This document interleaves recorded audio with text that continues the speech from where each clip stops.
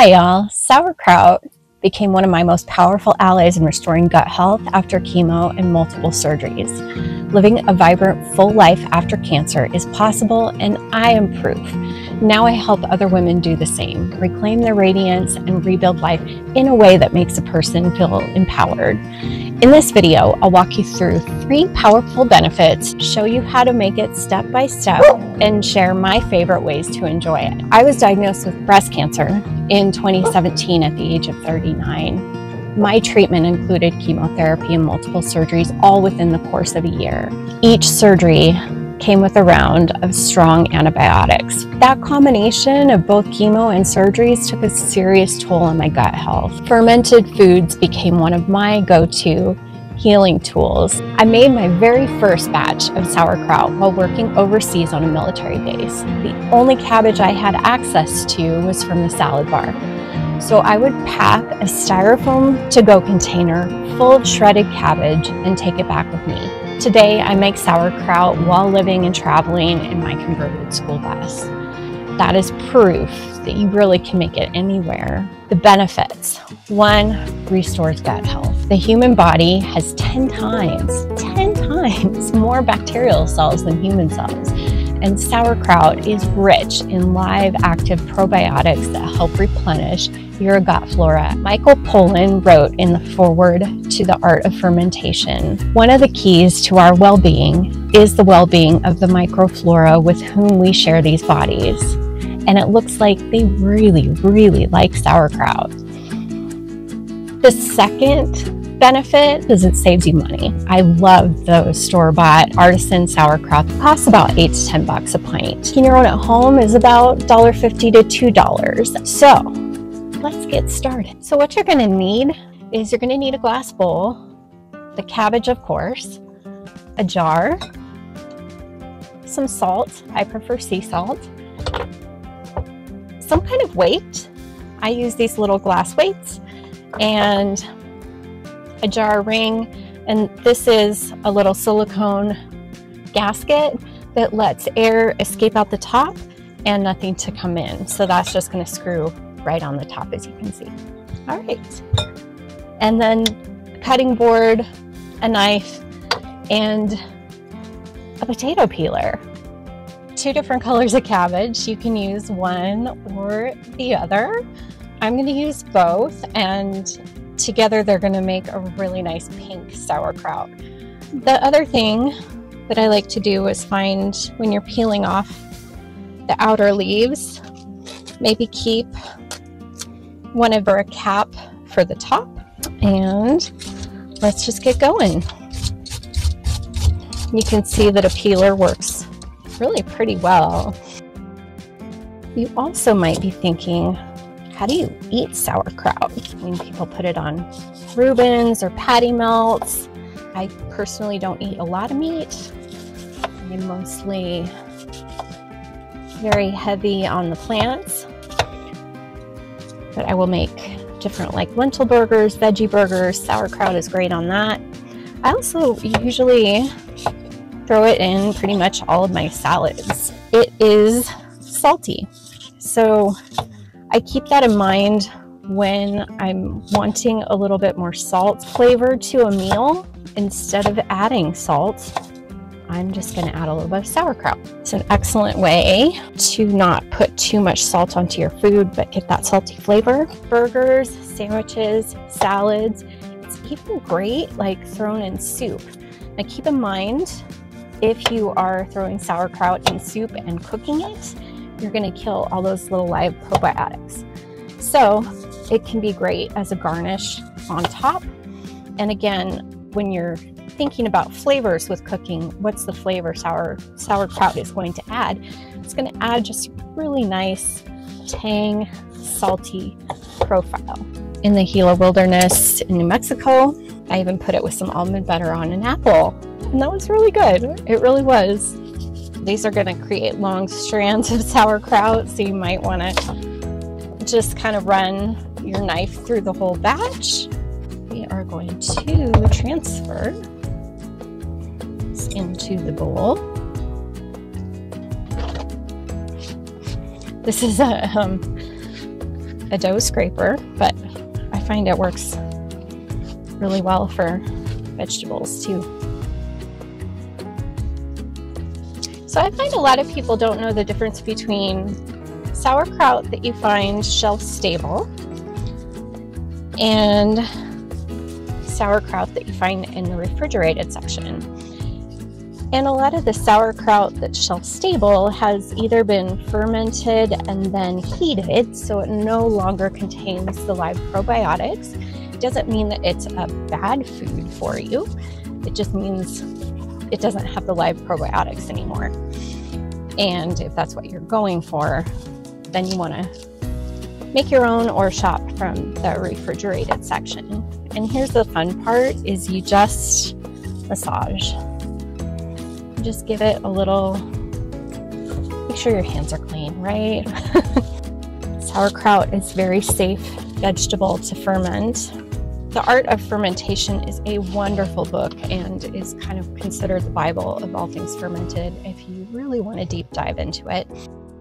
So have you tried, that's what I would love to know in the comments, have you tried any fermented foods?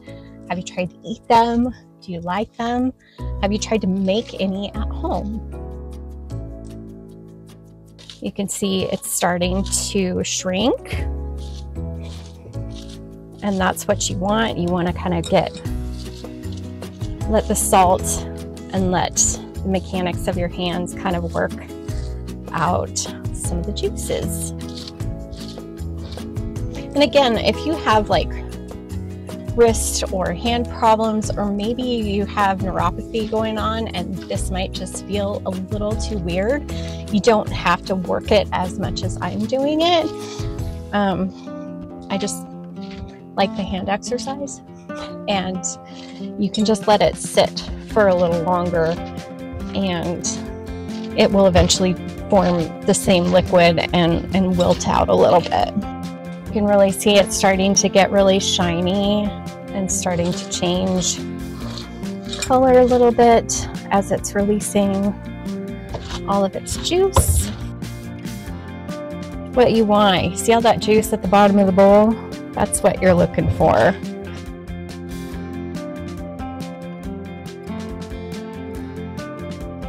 We are good. Here's the other fun part, is you start stuffing your jar.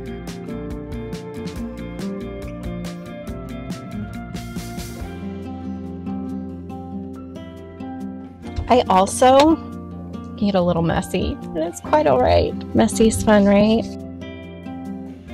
The jar doesn't have to be super full. You want to leave a little room. They even make like little wooden packers. You can pack this sauerkraut down, and then you can really see that juice when you press on it. And that is exactly what you want. You just want it smashed all right down in there. And this is probably as full of a jar as you want to make it in this kind of fermentation. You don't want any of the cabbage bits to be exposed to the air, because that's what's going to create and grow things that you don't want. That is why we saved our cap. We just fit this in top. This is going to help keep everything underneath the liquid. Microorganisms are going to form and create little bubbles, which is going to try to float everything up, which is why we use the weight. And that is set to go. Look at how pretty that is. It's just, what a gorgeous color. And this, of course, is going to change. It's going to get to be a nice pink color. We're just going to screw this on top and we're going to leave it set. So you're going to want to set this jar, set it aside in room temperature, somewhere where it's not going to get too hot or too much sun. I do leave mine on the counter. It's slightly away from the windows and it does just fine. I throw it in my sink when I travel. How long sauerkraut takes to be done is a matter of taste preference. I'm going to be checking on this every day. I prefer it a little bit longer, like around a week and a half or so. You might prefer it somewhere around 5 days to a week. It's going to have a much crunchier texture and the taste profile changes, and that's a matter of preference. around like day 4 or 5, you can start opening it up and tasting it, stopping it when you prefer, and then you just move it into the fridge. Super simple. We'll be back to check on it. So there's a lot of bubbles, and you can see all the air pockets that have formed. So what I do is I gently press down on the weight. It's happening. It's active. Day 4. And you can see the gases have built up because the top is a little poofy. So you can see how that squeezing just released the gases. That's looking really nice. The color's all more homogeneous. Day 5, and look at how much this color has changed from when we started. I'm going to start eating this right away, and after I share the 3rd benefit of sauerkraut, and then we'll do a little taste test. Sauerkraut is especially powerful for anyone recovering from any major health challenge, not just gut issues, but chronic inflammation, fatigue, or brain fog, and a host of other things. When cabbage ferments into sauerkraut, it unlocks powerful compounds you don't get from raw cabbage alone. It breaks down into a bunch of supportive molecules.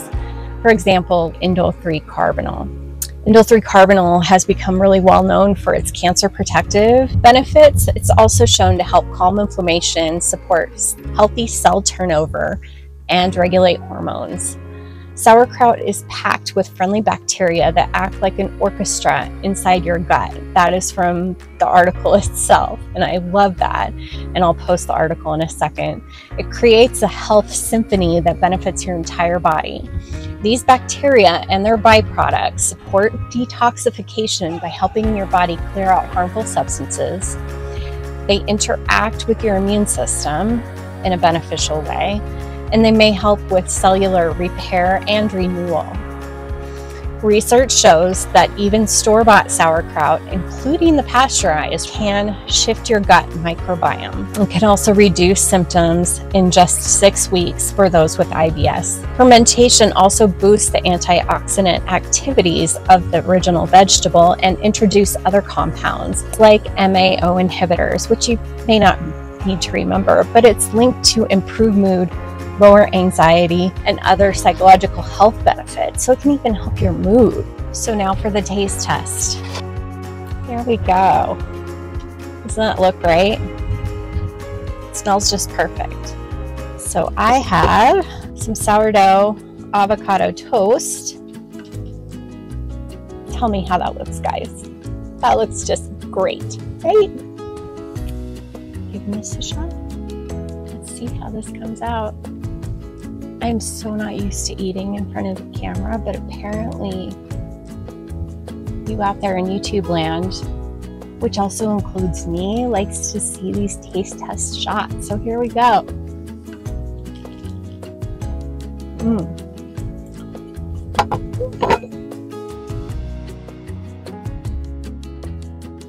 That's so good.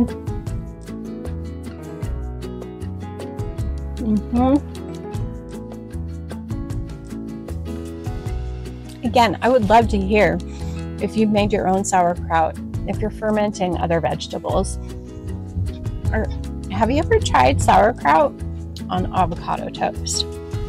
Now, that's a good one. If you are on a healing journey like I was, I would love to have you stick around. Subscribe for more gut healthy recipes, health recovery tools, and empowering ways to reclaim your radiance. And if you want even more support, grab my free Radiant Wellness Wheel. It's linked below, and it's a great tool to figure out where to focus, where to start your health and wellness journey, or if you've already started, it's a great way to check in to see in a quantitative way what's going to be beneficial for you.